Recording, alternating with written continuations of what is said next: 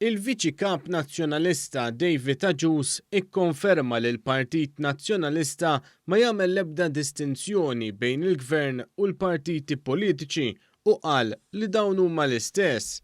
Dan waqt konferenza tal-aħbarijiet li fiha għal darb'oħra l-Partit Nazzjonalista ħareġ jattakka l-Istazzjon Nazzjonali. David Agius kontinwament derigor għaliex hu u sħabu d-deputati nazzjonalisti mhux jidhru biżżejjed waqt l-aħbarijiet tal-PBS.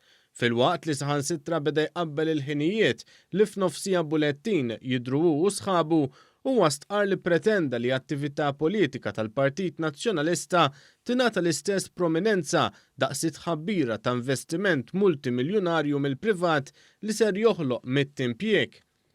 Rajna l-aħbarijiet ta' 8 tal-PBS jinvestu f'kollegament live waqt l-aħbarijiet stess biex juru li l-Prim Ministru iħabbar proġett ta' kumpanija privata.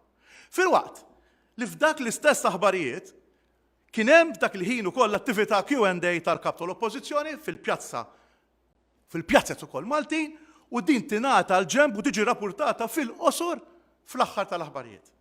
One News staqsa dwar il-paragun odjus ta' David Agius. Semmejt il-tħabbira tal-investiment multimiljonarju fejn jidħol il-ħolqien ta' mit-impjieg ġdid.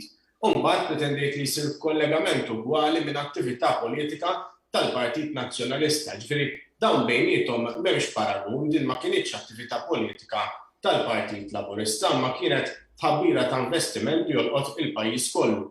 Iżda l-David Agius il-ġurnalist kien skorrett għaliex skontu il-Gvern u l-partiti politiċi huma l-istess ħaġa. Nifhem li inti qed taħseb li l-Partit Laburista u l-Gvern Laburista mhumiex l-istess jew mhumiex l-istess ħaġa. Huma l-istess ħaġa, huma l-Partit Laburista u l-Partit Laburista fil-Gvern. Hawnhekk Agius ikkonferma li l-Partit Nazzjonalista fil-Gvern jerġa' jirritorna l-mod li kien jaħdem qabel fejn ma kien hemm l-ebda separazzjoni bejn il-Gvern u l-Partit.